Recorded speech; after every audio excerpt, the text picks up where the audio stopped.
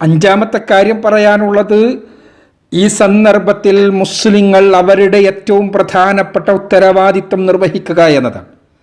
ആ ഉത്തരവാദിത്വം സ്വന്തം ജീവിതത്തിലൂടെ ഇസ്ലാമിനെ ലോകത്തിൻ്റെ മുന്നിൽ സമർപ്പിക്കുകയും ഇസ്ലാമിൻ്റെ സന്ദേശം മറ്റുള്ളവർക്ക് എത്തിച്ചു കൊടുക്കുകയും ചെയ്യുക എന്ന ഉത്തരവാദിത്തമാണ്. ഏത് തരത്തിലുള്ള പ്രതിസന്ധികളെയും ദഅവത്തിന് അനുഗുണമായി ഉപയോഗിക്കുന്നവനാണ് മുസ്ലിം. ഈ രംഗത്ത് മൂസാ നബി അലൈഹിസ്സലാത്തു വസ്സലാമിൻ്റെ ചരിത്രം നമുക്ക് പാഠമാകണം എന്നെനിക്ക് തോന്നുന്നു. ഖുർആനിലെ 20-ാമത്തെ അധ്യായം സൂറത്തു താഹയിൽ മൂസാ നബി അലൈഹിസ്സലാത്തു വസ്സലാമിൻ്റെ നുബുവത്തുമായി ബന്ധപ്പെട്ട കാര്യങ്ങൾ വളരെ സംക്ഷിപ്തമായി എന്നാൽ വളരെ സമഗ്രമായി വിശദീകരിച്ചിട്ടുണ്ട്.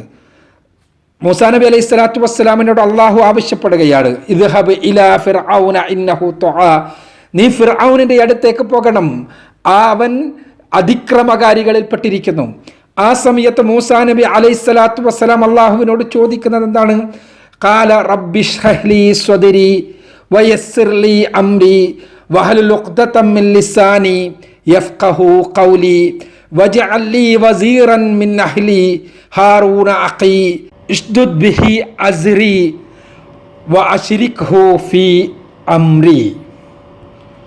എൻ്റെ രക്ഷിതാവേ, നീ എനിക്ക് ഹൃദയവിശാലത നൽകണമേ, എൻ്റെ കാര്യം നീ എളുപ്പമുള്ളതാക്കണമേ, എൻ്റെ സംസാരം ആളുകൾ മനസ്സിലാക്കുന്നതിന് വേണ്ടി എൻ്റെ നാവിൽ നിന്ന് കെട്ടഴിച്ചു തരണമേ, എൻ്റെ കുടുംബത്തിൽ നിന്ന് എനിക്ക് നീ ഒരു സഹായിയെ ഏർപ്പെടുത്തണമേ, അഥവാ എൻ്റെ സഹോദരൻ ഹാറൂണിനെ, അവൻ മുഖേന എൻ്റെ ശക്തി നീ ദൃഢപ്പെടുത്തണം, എൻ്റെ കാര്യത്തിൽ നീ അവനെ പങ്കാളിയാക്കുകയും ചെയ്യണം.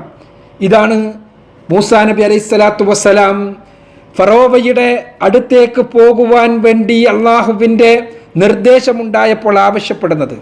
ഒരു പ്രബോധകന് ഉണ്ടാകേണ്ട എല്ലാ അടിസ്ഥാനപരമായ കാര്യങ്ങളും അടങ്ങുന്നതാണിത്. ഈ സന്ദർഭത്തിൽ ഇവിടെ മൂസാ നബി അലൈഹിസ്സലാത്തു വസ്സലാം ഹൃദയവിശാലതയ്ക്ക് വേണ്ടി, നാവിൽ കെട്ടടിയുന്നതിന് വേണ്ടി, പ്രശ്നങ്ങളൊന്നുമില്ലാതെ തൻ്റെ പ്രബോധിതനായ അതിക്രമിയായ ഫിർഔനിനെ നേരിടാനുള്ള കരുത്തിന് വേണ്ടി, അതോടൊപ്പം തന്നെ തനിക്ക് കഴിയാത്ത കാര്യങ്ങളിൽ തന്നെ സഹായിക്കുവാൻ തൻ്റെ സഹോദരനെ, നന്നായി സംസാരിക്കാൻ കഴിവുള്ള സഹോദരനെ സഹായിയായി നൽകണമെന്ന് ആവശ്യപ്പെടുകയാണ്. ഇവിടെ നല്ല രീതിയിലുള്ള സംസാരത്തിൻ്റെ പ്രസക്തി നമുക്ക് മനസ്സിലാകുന്നു, ഹൃദയവിശാലതയുടെ പ്രസക്തി നമുക്ക് മനസ്സിലാകുന്നു. പ്രബോധിതന് മനസ്സിലാകുന്ന രീതിയിൽ കാര്യങ്ങൾ പറഞ്ഞു ബോധ്യപ്പെടുത്തുവാനുള്ള കഴിവിൻ്റെ പ്രസക്തിയും നമുക്ക് മനസ്സിലാകുന്നു. ഇവിടെ മൂസാ നബി അലൈഹിസ്സലാത്തു വസ്സലാം തൻ്റെ സഹോദരനെ ആവശ്യപ്പെടുമ്പോൾ മൂസാ നബി ആവശ്യപ്പെടുന്നത് നമ്മൾ ശ്രദ്ധിക്കേണ്ടതാണ്. ഹാറൂന അഖീ ഇഷ്ദുദ് ബിഹി അസ്രി എന്നാണ്. അഥവാ എൻ്റെ സഹോദരനായ ഹാറൂണിനെ, എന്തിനാണത്? എൻ്റെ നട്ടെല്ലിന് ശക്തി നൽകുന്നതിന് വേണ്ടി. നട്ടെല്ലിന് ശക്തി അള്ളാഹുവിനോട് ആവശ്യപ്പെടുന്നത് അതാണ്. നട്ടെല്ലിന് ശക്തി എന്താ? നട്ടെല്ലിന് സപ്പോർട്ട് നൽകണം. എപ്പോഴാണ്? എന്തെങ്കിലും ഫിർഔൻ എന്ന അതിക്രമകാരിയുടെ അടുത്തേക്കാണ് പോകുന്നത്. അവനിൽ നിന്ന് അക്രമമുണ്ടായാൽ ഞാൻ ചെരിഞ്ഞു വീഴാൻ സാധ്യതയുണ്ട്, ഞാൻ പിന്നിലേക്ക് വീഴാൻ സാധ്യതയുണ്ട്. ആ പിന്നിലേക്ക് വീഴുന്ന സമയത്ത് എന്നെ സപ്പോർട്ട് ചെയ്യാൻ.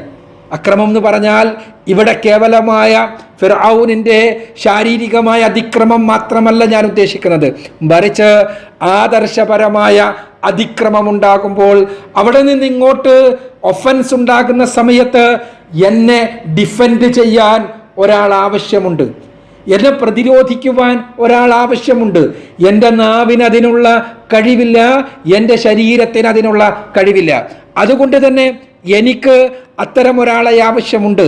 ഇതാണ് മൂസാ നബി അലൈഹിസ്സലാത്തു വസ്സലാം അള്ളാഹുവിനോട് ആവശ്യപ്പെടുന്നത്. ഈ ആവശ്യത്തിനുള്ള അള്ളാഹുവിൻ്റെ മറുപടി നമ്മൾ വായിക്കുന്നത് സൂറത്തുൽ ഖസസിലെ 35-ാമത്തെ വചനത്തിലാണ്. അള്ളാഹു നൽകുന്ന മറുപടി എന്നാണ്. അഥവാ ഞാൻ നിന്റെ മസിലുകളെ, നിന്റെ കൈകളെ നിന്റെ സഹോദരനെ കൊണ്ട് ശക്തിപ്പെടുത്തും. അതിനുശേഷം അള്ളാഹു പറയുന്നു, വനജ്അലു ലക്കുമാ സുൽത്താനൻ, നിങ്ങൾക്ക് രണ്ടുപേർക്കും ഞാൻ അധികാരം നൽകുകയും ചെയ്യും. ഇവിടെ അള്ളാഹുവിനോട് മൂസാ നബി അലൈഹിസ്സലാത്തു വസ്സലാം ആവശ്യപ്പെടുന്നത് നട്ടെല്ല് നിവർന്നു നിൽക്കുവാൻ, സപ്പോർട്ട് ചെയ്യുവാൻ വേണ്ട ഒരാളെയാണെങ്കിൽ അള്ളാഹു ഇവിടെ നൽകുന്നത് കൈകൾ ശക്തിപ്പെടുത്താൻ പറ്റിയ ഒരാളെയാണ്. ഒരേ ആൾ തന്നെ, പക്ഷേ ദൗത്യം രണ്ടും രണ്ടായിട്ടാണ് അള്ളാഹു ഇവിടെ പറയുന്നത്. ഇവിടെ എന്താണ്?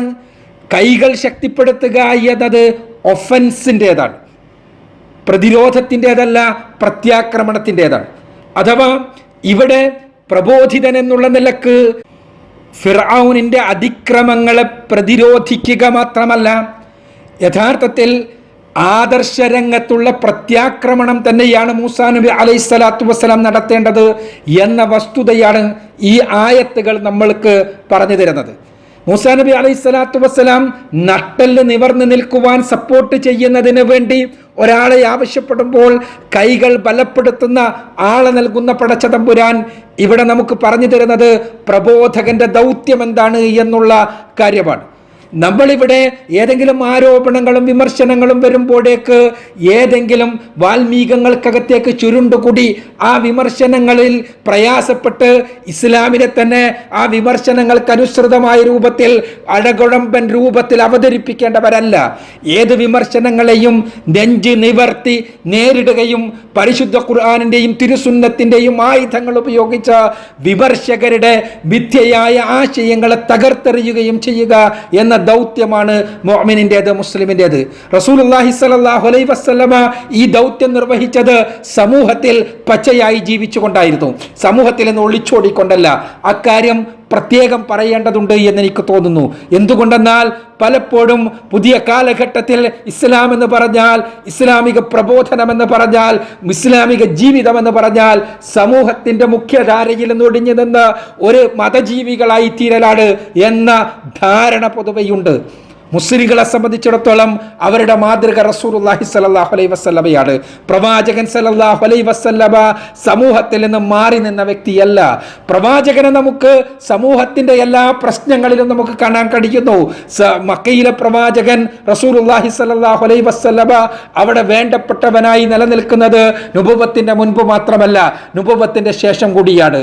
റസൂലുള്ളാഹി സ്വല്ലല്ലാഹു അലൈഹി വസല്ലമയുടെ കൈകളിൽ മറ്റുള്ളവർ പ്രവാചകനെ എതിർക്കുന്ന, പ്രവാചകനെ വെറുക്കുന്ന മക്കയിലെ മുശ്രിക്കുകൾ വരെ അവരുടെ സ്വത്ത് കൊണ്ടുവന്ന് ഏൽപ്പിക്കുമായിരുന്നു എന്നുള്ള വസ്തുത റസൂലുള്ളാഹി സ്വല്ലല്ലാഹു അലൈഹി വസല്ലം എത്രത്തോളം സമൂഹത്തിന് ആവശ്യമുള്ളവനായിരുന്നു എന്ന് നമുക്ക് മനസ്സിലാക്കി തരുന്നുണ്ട്. വ്യത്യസ്തങ്ങളായ സംഭവങ്ങൾ എടുത്തു പറയേണ്ടതില്ല. ഇവിടെ സമൂഹത്തിൽ അവരുടെ പ്രശ്നങ്ങളിൽ ഇടപെട്ടും സമൂഹത്തിൻ്റെ നന്മയ്ക്ക് വേണ്ടി നിലനിന്നും പ്രയാസങ്ങളിൽ താങ്ങായി നിന്നും ഒരു സാമൂഹ്യ ജീവിയായി തീരേണ്ടവനാണ് ഇസ്ലാമിക പ്രബോധകൻ. അതല്ലാതെ കേവലം പള്ളി മൂലകളിൽ മാത്രം ഒതുങ്ങിയിരിക്കേണ്ടവനല്ല. അങ്ങനെ ഇസ്ലാമിക പ്രബോധകൻ മാറുകയും അവൻ്റെ ആദർശം മറ്റുള്ളവർക്ക് എത്തിച്ചു കൊടുക്കുവാൻ സാധിക്കുകയും ചെയ്യുമ്പോൾ അവിടെ യഥാർത്ഥത്തിൽ അവരുടെ ഹൃദയങ്ങൾക്കകത്തുള്ള ഇരുട്ട് നീങ്ങുകയാണ് ചെയ്യുക.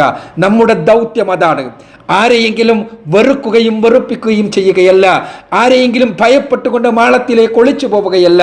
ധൈര്യത്തോടുകൂടി ഈ ലോകത്തെ സൃഷ്ടിച്ചു പരിപാലിക്കുന്ന സർവ്വലോക രക്ഷിതാവായ തമ്പുരാനിൽ നിന്നുള്ള ആദർശമാണ് നമ്മുടെ കൈകളിലുള്ളത് എന്ന വിശ്വാസത്തോടുകൂടി, ബോധത്തോടുകൂടി അവനിൽ ഭരമേൽപ്പിച്ചുകൊണ്ട് ഹസ്ബുനല്ലാഹ് വനിഅമൽ വക്കീൽ ഇബ്രാഹിം നബി പറഞ്ഞ, മുഹമ്മദ് റസൂലുള്ളാഹി സ്വല്ലല്ലാഹു അലൈഹി വസല്ലമ പറഞ്ഞ, അല്ലാഹുവേ ഞങ്ങൾ നിന്നിൽ ഭരമേൽപ്പിച്ചിരിക്കുന്നു, ഭരമേൽപ്പിക്കപ്പെടാൻ ഏറ്റവും നല്ല ആള് നീ തന്നെയാണ് എന്നുള്ള ബോധത്തോടു കൂടി മുന്നോട്ട് പോവുകയാണ് വേണ്ടത്. ഇവിടെ അധികാരം അത് ആർക്ക് തന്നെയായിരുന്നാലും അള്ളാഹു ഉദ്ദേശിച്ചത് മാത്രമേ സംഭവിക്കൂ. അള്ളാഹു ഉദ്ദേശിച്ചത് സംഭവിക്കുക എന്ന് പറഞ്ഞാൽ അതിൽ ആത്യന്തികമായി അള്ളാഹുവിൻ്റെ റഹ്മത്തുണ്ടാകും എന്ന് നമ്മൾ മനസ്സിലാക്കുന്നു. എങ്ങനെ നമ്മളെ ഭയപ്പെടുത്താൻ ശ്രമിച്ചാലും പിശാചിൽ നിന്നുള്ളതാണ് ഭയം എന്ന് മനസ്സിലാക്കിക്കൊണ്ട് അള്ളാഹുവിനെ മാത്രം ഭയപ്പെട്ട് ബാക്കിയുള്ള ഏത് ലോക സാഹചര്യങ്ങളും നമ്മുടെ ഈമാൻ വർദ്ധിപ്പിക്കുവാനുള്ള മാർഗങ്ങളാക്കി തീർത്ത് മുന്നോട്ട് പോകുവാൻ നമുക്ക് സാധിക്കും സാധിക്കുക.